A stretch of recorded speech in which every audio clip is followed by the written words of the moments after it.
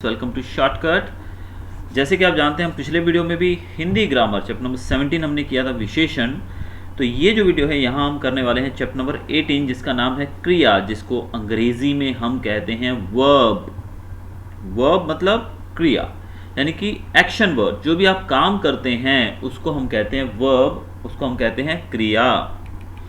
तो चलिए शुरू करते हैं। आप यहाँ पर स्क्रीन पे अपने देख रहे हैं काफ़ी सारे सेंटेंसेस दिए गए हैं, काफ़ी सारे वाक्य यहाँ पर दिए गए हैं, जिसमें पार्क में लड़के दौड़ रहे हैं। लड़के क्या कर रहे हैं? दौड़ रहे हैं। दादाजी बच्चे को खिला रहे हैं। क्या करें? खिला रहे हैं। औरतें बातें कर रही हैं एज यूजुअल।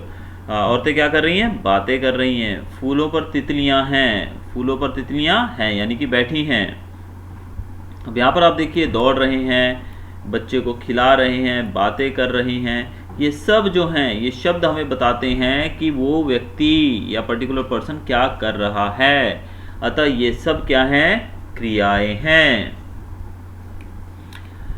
अब अंतिम वाक्य जो हमारा है, तितलियां क्या कर रही हैं, इस वाक्य में है शब्द फूलों पर होने का बोध करा रहा है। यानी कि वैसे तो हम लिखा क्या गया वहां पर, फूलों पर तितलियां हैं, यानी कि वहां पर बैठी हैं। अगर लिखा होता है फूलों पर तितलियां बैठी हैं तो पता लग जाता है कि बैठने की क्रिया हो रही है। लेकिन यहाँ पर बताया जा रहा है फूलों पर तितलियां हैं, यानी कि तितलियां हैं शब्द जो है वो बता रहा है कि वो जो तितलियां हैं वो फूलों पर बैठी हैं। तो इस कारण से ये शब्द को हम क्रिया के तौर पर ले सकते हैं।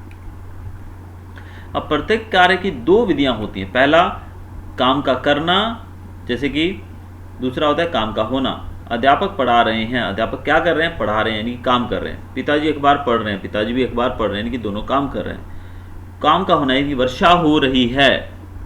अब हम ये तो नहीं बोल रहे हैं ना भगवान वर्षा करा रहे हैं, हम बोल रहे हैं वर्षा हो रही है, यानी कि काम हो रहा है। नदी बह रही है, हवा चल रही है। तो काम का करना और काम का होना।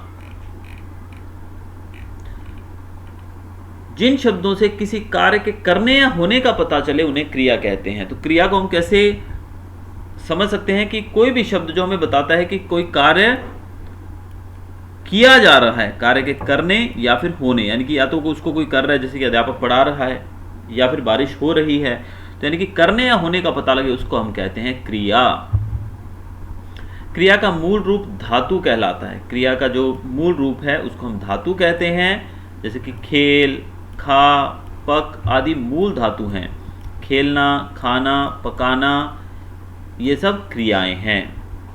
अब यहाँ पर ध्यान देने वाली बात यह है कि लिख प्लस ना, लिख के साथ ना जोड़ देंगे तो लिखना बन जाएगा। जा के साथ ना जोड़ देंगे तो जाना बन जाएगा। आना, फिर खाना एटसेट्रा। इनमें ना प्रत्यय है जो मूल धातु लिख, जा, आ और खा के साथ जुड़कर लिखना, खाना, जाना बना देता है।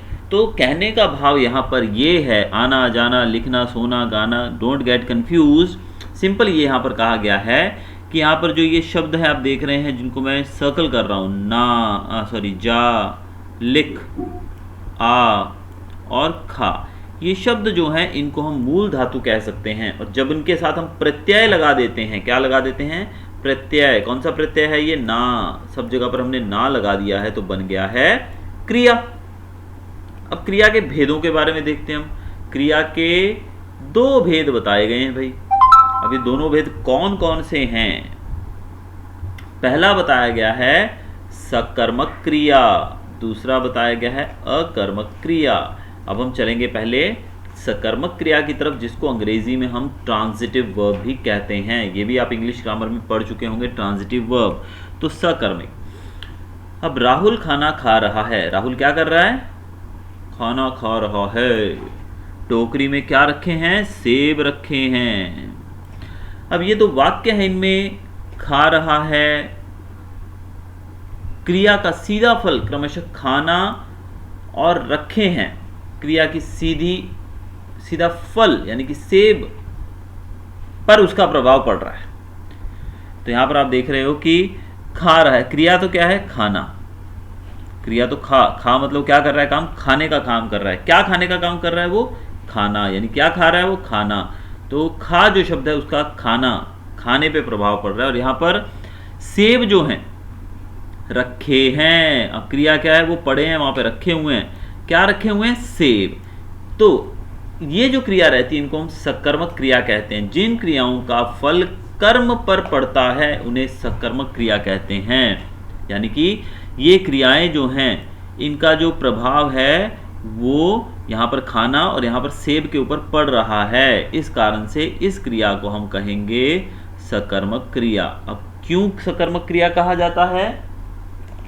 क्योंकि जो क्रिया जो है वाक्य के अंदर क्रिया है उसका जब प्रभाव उसके नियर बाय किसी शब्द पर पड़ता है, जैसे कि यहाँ पर फल दिया गया है सेब और दूसरे में दिया गया है खाना, तो खा शब्द जो है वो खाने को डिनोट करता है कि क्या खाया जा रहा है, खाना।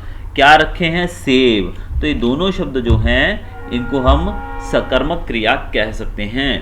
सकर्मक क्रिया में कभी कभी कर्म अप्रत्यक्ष भी होता है, जैसे कि राम खाता है। अब कभी कभी यहाँ पर खाना शब्द जो है ये गायब होगा यहाँ से, यानी कि अप्रत्यक्ष। अप्रत्यक्ष का मतलब होता है जो आपको दिखाई न दे। अब आप सेंटेंस देखिए, राम खाता है। राम क्या खाता है?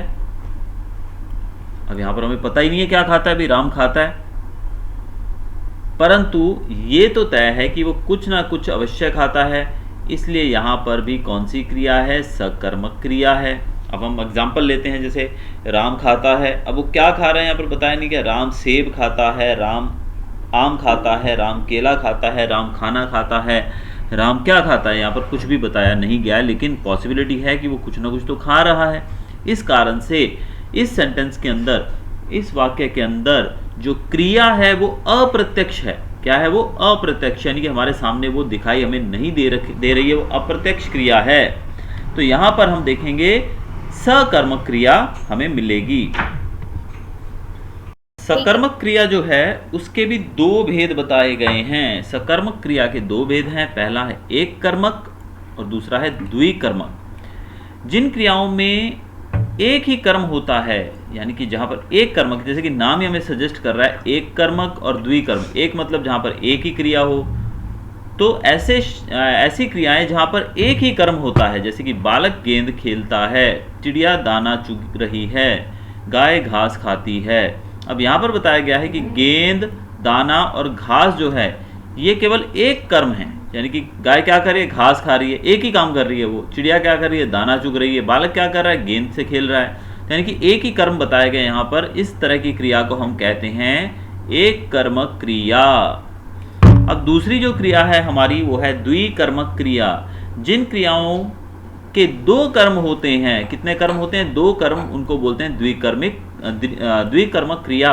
जैसे कि माँ बच्चे को भोजन खिला रही है, नर्स रोगियों को दवा दे रही है, माली पौधों को पानी दे रहा है। अब यहाँ पर आप देखें कि बच्चे और भोजन, रोगियों तथा दवा और पौधों तथा पानी, यहाँ पर दो दो कर्म आए हुए हैं, तो यहाँ पर द्विकर्मक क्रिया आएगा। माली क्या कर रहा है, पौधों को पानी दे रहा है, यानी कि माली पौधों को पानी दे रहा है, यानी कि क्रियाएं जो हैं वहां पर दो हो गए, दो कर्म हो गए हैं। यहाँ पर माली क्या दे रहा है, पानी। किसको दे रहा है, पौधों को दे रहा है। नर्स क्या दे रही है, दवा दे रही है। किसको दे रही है, रोगियों को दे रही है। माँ क्या दे रही है, भोजन दे रही है। किसको दे रही है, बच्चों को दे रही है। तो यहाँ पर दो कर्म बताए गए हैं, इस कारण से इस क्रिया को हम कहते हैं द्विकर्मक क्रिया। अब क्रिया का एक चीज तो हमने पढ़ लिया, एक पार्ट हमने ट्रांजिटिव वर्ब पढ़ लिया था। अब हम पढ़ेंगे सकर्मक क्रिया के बाद अकर्मक क्रिया, जिसको हम इंट्रांजिटिव वर्ब भी कहते हैं। मोहन दौड़ रहा है, बंदर नाच रहा है। उपयुक्त वाक्यों में दौड़ रहा है और नाच रहा है क्रिया का फल क्रमशः मोहन और बंदर पर पड़ता है, अतः ये अकर्मक क्रिया है। जिन क्रियाओं का फल कर्ता पर पड़ता है उन्हें अकर्मक क्रिया कहते हैं। अब यहां पर देखिए कि कर्म पर नहीं पड़ रहा है, कर्ता के ऊपर पड़ रहा है, यानी कि कौन दौड़ रहा है, मोहन दौड़ रहा है, करने वाला। यानी कि यहां पर क्रिया दौड़ने का प्रभाव किसके ऊपर पड़ रहा है, करने वाले के ऊपर, यानी कर्ता के ऊपर। कौन नाच रहा है, बंदर नाच रहा है। तो यानी कि ऐसे शब्द जिनके अंदर क्रियाओं का फल कर्ता पर पड़ता हो, पहले हमने क्या देखा था, ट्रांजिटिव वर्ब में कर्म के ऊपर पड़ रहा था, लेकिन यहां पर कर्ता के ऊपर पड़ता हो तो उसको हम अकर्मक क्रिया कहते हैं। अब सकर्मक क्रिया और अकर्मक क्रिया की पहचान कैसे करें। सकर्मक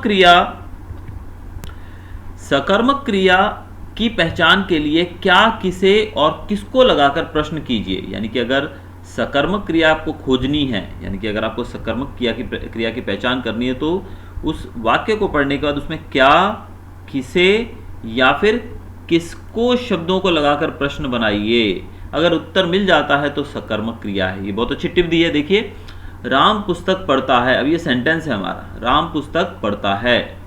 राम क्या पढ़ता है? पुस्तक पढ़ता है। राम किसे पढ़ता है? पुस्तक को पढ़ता है। राम किसको पढ़ता है? पुस्तक को पढ़ता है। अगर ये तीनों का आपको जवाब मिल जाए सेंटेंस में से तो समझिए कौन सी क्रिया है? सकर्मक क्रिया है। देखिए, राम क्या पढ़ता है? पुस्तक पढ़ता है। अकर्मक क्रिया की पहचान कैसे करें? उसकी पहचान के लिए क्रिया के साथ क्या, किसे और किसको लगाकर प्रश्न कीजिए। अगर उत्तर नहीं मिलता है तो अकर्मक, यानी कि जो तीन हमने ऊपर लगा के देखे तीनों प्रश्न, अगर यहाँ पर आपको जवाब मिलता है देन इट इज सकर्मक क्रिया, यानी कि ट्रांजिटिव वर्ब। अगर इसका जवाब आपको नहीं मिलता है तो ये होगा इंट्रांजिटिव वर्ब। जैसे कि बच्चा हंसता है, बच्चा क्या हंसता है वो तो हम नहीं बता सकते, क्या हंसता है पता नहीं भाई, उसका तो कोई जवाब ही नहीं है हमारे पास। बच्चा किसे हंसता है, बच्चा किसको हंसता है, ये तीनों का हमारे पास इसमें कोई जवाब नहीं मिल रहा है। तो ऐसे में हमारे पास जो वर्ब रहेगा वो कौन सा रहेगा? अकर्मक, यानी कि इंट्रांजिटिव वर्ब। तो ये पार्ट को दोहराने के लिए इसके कुछ मेन पॉइंट्स यहाँ पर बताए गए हैं और बाकी वैसे ये हमारा चैप्टर पूरा हो चुका है। तो ये था हमारा पार्ट हिंदी व्याकरण से क्रिया। होपफुली आपने क्रिया को समझ लिया। धन्यवाद देखने के लिए। Thank you for watching.